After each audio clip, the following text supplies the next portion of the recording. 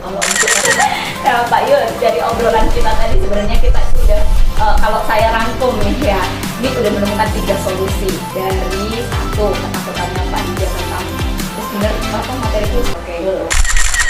Nah, oke Pak Yud, kita ketemu lagi nih di sesi berikutnya setelah tadi kita sempat ngobrol dan membicarakan tentang kegalauan-kegalauan Pak Yuda yang akhirnya sudah menemukan solusinya. Oke. Nah, pada sesi kali ini nih Pak Yud, kita lebih dalam berbicara tentang praktek mengajar yang nanti akan dilakukan Pak Yuda hari Jumat besok ya. Nah, isinya apa, bisa coba diceritakan tuh isi pertemuan tiga kita nanti itu apa? Jadi kemarin minggu sebelumnya itu saya sudah meminta mereka untuk membuat presentasi tentang apa? Presentasi tentang teks negosiasi. Untuk kelompok sudah saya bagi-bagi kelompok, saya hanya panggil ketua-ketuanya aja, jadi nanti anak-anak itu tinggal memilih anggotanya.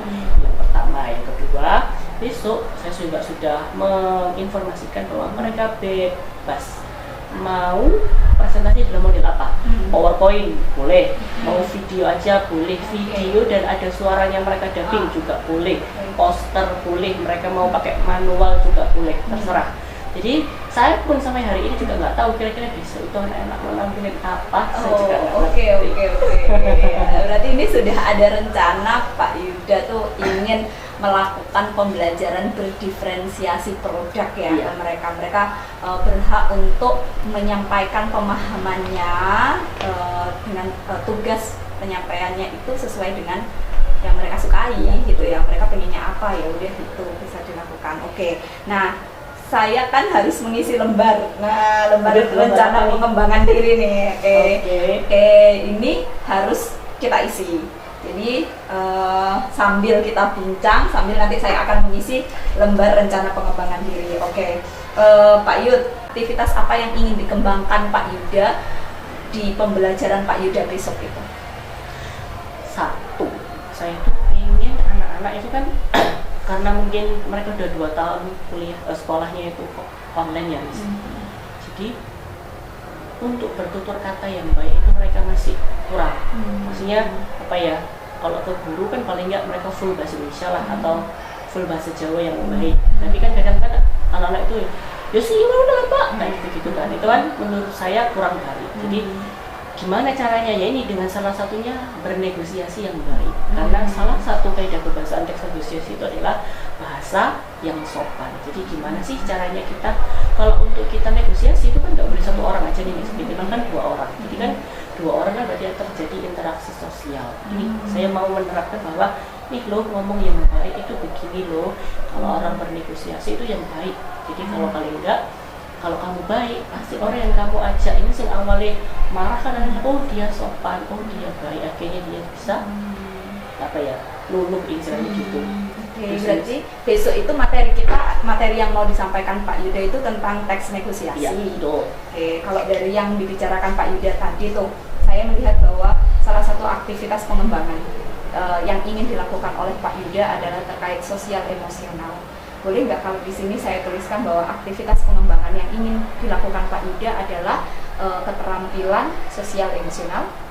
Oke, boleh. Tapi kalau semisal andaikan ini bis, saya kan juga memberikan beberapa tugas yang berbeda-beda nih. Sebenarnya itu saya pengen, selain itu, saya itu sebenarnya kepingin 2 nggak apa-apa ya? Nggak apa-apa. Maruk nih ceritanya. Jadi Okay. ya itu kalau misalnya emang masuk sosial emosional juga boleh. Tapi sebenarnya selain apa ya, untuk bertanggung jawab mereka bisa bertutur kata yang baik kan bukan pembelajaran saya aja sebenarnya. Harusnya semua guru harus juga menerapkan hal yang demikian, karena ini tugas kita sebagai pendidik untuk membuat mereka gimana sih bertutur kata yang santun gitu. Yang kedua itu sebenarnya itu tadi, saya benar-benar tuh pengen anak-anak itu percaya bahwa mereka itu bisa, bahwa mereka itu mampu dengan caranya mereka sendiri. Dalam artian itu tadi, saya tuh ingat karena kemampuannya anak-anak itu beda-beda, jadi kita nggak bisa tuh nyatuin kamu harus PowerPoint, gak mau, aku gak PowerPoint kamu gak boleh, kamu salah, itu saya gak mau. Padahal mindset saya pada saat sekolah yang ngomong besok semuanya PowerPoint, harus PowerPoint semuanya gitu kan. Jadi akhirnya kita tuh, saya sendiri ya punya mental bahwa sebenarnya kalau melihat anak-anak yang pakai nulis di papan itu kok sebenarnya agak kecewa dalam hati, alah kok cuma begini, tapi saya ingat oh iya berarti memang anak ini minatnya memang untuk ditulis atau bisanya memang untuk di sini, sudah nggak apa-apa, yang penting saya hargai effortnya dia dan untuk menyelesaikan tugasnya ini tadi. Paling nggak kan dia sudah berani melakukan dan menyelesaikan tugasnya, itu sudah saya acungin jempol sih. Saya lebih menekankan di situnya anak-anak bahwa itu tadi nggak harus sama, beda itu boleh selama perbedaan itu hal baik. Nah ini kalau boleh saya rangkumkan ya, jadi aktivitas pengembangan yang ingin dilakukan Pak Yuda itu adalah keterampilan sosial emosional, di mana tujuan yang hendak dicapai adalah anak-anak bisa bertutur kata yang sopan melalui percakapan negosiasi tadi ya. Ukuran keberhasilannya nih menurut Pak Yuda, pembelajaran Pak Yuda itu berhasil, ukurannya apa? Anak-anak bisa apa misalnya? Kalau dari sosial emosionalnya dulu, berarti pengennya anak-anak. Kalau paling tidak, ini kan saya menyambungkannya dengan teks negosiasi ya. Paling enggak mereka itu pada saat ngomong di kelas aja, ngomong di kelas entah itu sama temannya, entah itu sama gurunya, itu mereka bisa benar-benar santun, seperti halnya kayak mereka itu negosiasi. Kalau pasarannya kan kalau mereka jahat ya pasti saya jawab ya jahat, biasanya kan gitu. Kalau mereka tidak baik pasti yang respon juga tidak baik atau tidak nyaman. Jadi lebih ke introspeksi lah pokoknya. Kalau kamu ngomongnya santun, entah itu negosiasi atau tidak, harusnya melakukan hal baik. Oke. Jadi saya catat di sini ya, mereka saat berbicara dengan teman santun, mereka berbicara dengan guru juga santun, gitu. Seperti pada saat mereka melakukan negosiasi. Iya. Maka kalau negosiasi kan harus pinter-pinter ya. Biar dapat diskon, bisa dapat potongan, gitu kan ya. Oke, untuk yang ukuran keberhasilan pembelajaran berdiferensiasi. Kalau mereka benar-benar berhasil, kalau mereka benar-benar mengumpulkan tugas saya dengan apa yang mereka bisa, itu sih. Apakah akan ada percakapan begitu atau seperti apa nanti tugas yang diberikan? Sebenarnya kalau untuk praktik percakapan itu sudah pernah kita lakukan. Kita sudah pernah melakukan aktivitas percakapan. Jadi besok itu mereka hanya akan menyampaikan, misal jadi ya ada bahasa yang sopan. Jadi bahasa yang sopan itu apa sih maksudnya dari bahasa yang sopan, sama contoh dari bahasa yang sopan itu kayak gimana. Jadi mungkin nanti akan ada beberapa contoh anak-anak membuat dialog. Harusnya ya, tapi nggak tahu lah. Harusnya begitu. Ada dialog negosiasi gitu ya yang sopan, ada contohnya. Jadi sebenarnya itu bukan hanya pemahaman tapi juga praktek gitu yang sudah dilakukan. Pemahamannya melalui mereka kan bisa tahu oh ini sopan, ini tidak, itu pemahaman. Kemudian sudah mulai praktek juga, berarti sudah ini kira-kira siapa nih orang-orang yang bisa mendukung Pak Yuda untuk mengembangkan keterampilan sosial emosional di kelas dan juga pembelajaran berdiferensiasi baik produk, proses maupun konten.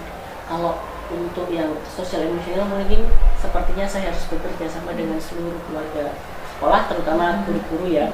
Jadi paling enggak guru-guru, entah itu pada saat di kantor, entah mereka pada saat mereka ngobrol, paling enggak pada saat ada anak-anak, mereka itu bisa benar-benar menjaga tutur kata juga yang baik. Atau memanggil mereka mungkin enggak he, tapi kita panggil namanya, atau mungkin kita dekati dia baru kita panggil, enggak kita teriak-teriak kayak he sini kan gitu kan. Paling enggak dilihat sama anak, guru ya guru kok gitu kan, istilahnya gitu sih Miss. Jadi bener kalau kata orang zaman dulu itu guru ditiru dan ditiru. Jadi apapun yang kita lakukan itu pasti mereka melihat. Walaupun dulu pada saat saya sekolah saya nggak pernah iri sama guru saya. Tapi kan anak zaman sekarang kan nggak begitu. Apa yang dia lihat ya itu guru kok aja. Kan begitu ya Miss. Berarti nanti ini yang bisa mendukung sekiranya adalah warga sekolah. Bagaimana dengan pembelajaran berdiferensiasi kira-kira? Saya itu biasanya lebih banyak sering sharing sama guru-guru yang memang satu punya pengalaman banyak Mas. Dua, mereka benar-benar nggak putus untuk mau belajar dan mau berbagi ilmu dengan saya. Paling kan karena saya itu sebenarnya orangnya nggak pedean Miss. Jadi kira-kira nggak saya buat ini anak-anak bisa nggak ya? Jadi kalau untuk memastikan saya agar mereka oke, saya mau melakukan ini, saya tuh harus ngobrol sama beberapa guru yang memang saya percaya untuk meyakinkan saya sebenarnya lebih ke sharing, karena kalau saya yakin guru yang memang sudah punya pengalaman pasti mereka sudah pernah melakukan ABCDE tanpa mereka sadari sebenarnya kalau zaman dulu itu ya diferensiasi.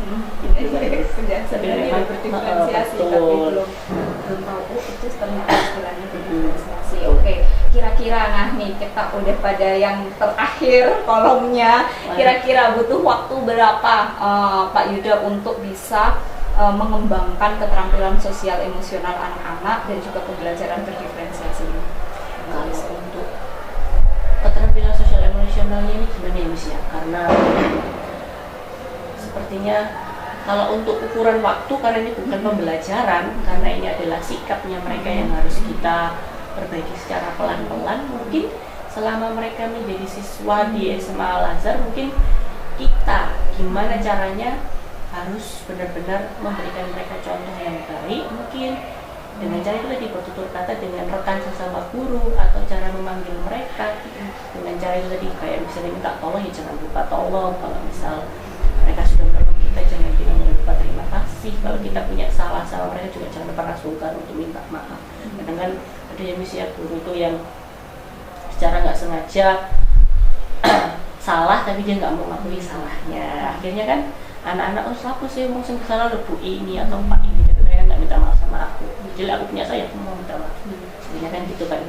Jadi alhamdulillah sampai saat ini sih saya berusaha menerapkan kata orang 3 kata aja. Nah ini kalau untuk yang pembelajaran berdiferensiasi, kira-kira waktunya butuh berapa nih Pak Yuda gitu bisa mengembangkan pembelajaran berdiferensiasi mulai dari produk, konten? Kalau produk konten itu kan saya tuh secara nggak sadar kan kalau saya sudah melakukan ketiga pembelajaran berdiferensiasi itu ya, kali saya tuh ternyata dalam satu bab lah, isinya kan misalnya satu bab saya anggap 3-4 kali pertemuan, ternyata saya sudah bisa melakukan itu. Jadi kayaknya sih 4 kali pertemuan atau 4 mingguan lah, bulan. Ya. Oke, baik. Wah, terima kasih. Kita sudah pada ujung pembicaraan kita hari ini mengenai rencana pembelajaran yang akan dilakukan oleh Pak Yuda pada hari Jumat besok ya. Saya sudah tidak sabar besok pengen ketemu dan pengen melihat secara langsung seperti apa sih pembelajaran berdiferensiasi yang sudah dilakukan oleh Pak Yuda dan anak-anak. Oke, ini kalau boleh saya minta tanda tangan Pak Yuda sebagai muridnya di sini, kemudian menuliskan nama dan kelas yang kita nanti terima kasih sekali Pak Yuda waktunya mau berbagi sharing pengalamannya untuk